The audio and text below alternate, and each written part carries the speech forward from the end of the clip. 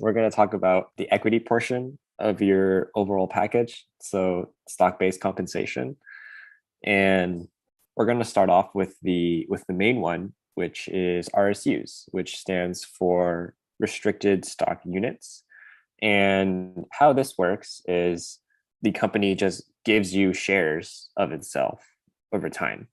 And generally, how it manifests, and this is very standard, is when you get an offer, you get this giant chunk of shares, like 5,000, 10,000, whatever.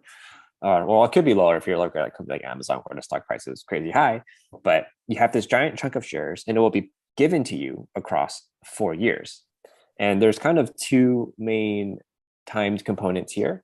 Number one is the vesting cliff. So the company doesn't want you to leave. They want you to stay for a while. So one of the ways they do this is for your pack of shares, your RSU grant, you have to work there for at least a year in order to get any of those shares. And then how it works is there's a buildup. So like you'll just be working, month 1 to 11. And then in the 12th month, after you've done the year, you'll get a fourth of that entire grant. So if you have like 4,000 shares, you just get 1,000 shares all in one go. So that is traditionally what I've worked with, but what has recently started happening, and this actually started happening shortly after I joined Facebook, is there is a move to reduce the cliff, because I think companies are realizing that using tricks like these to keep people at companies they don't want to work for is like maybe not the most productive thing. But some companies will reduce the cliff just to like a quarter. So you just have to work there for 3 months and you start getting shares. I think Facebook is definitely doing that now.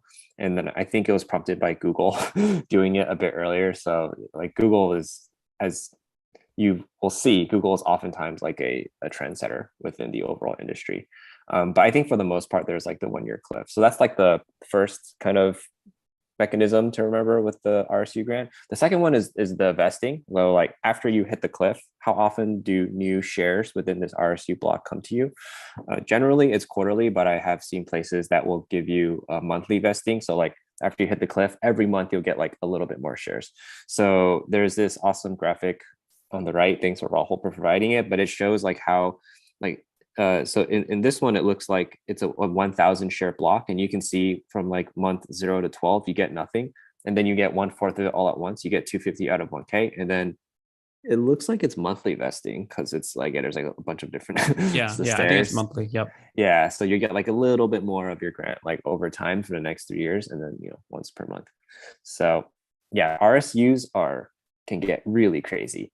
And it's a huge component of big tech compensation in particular.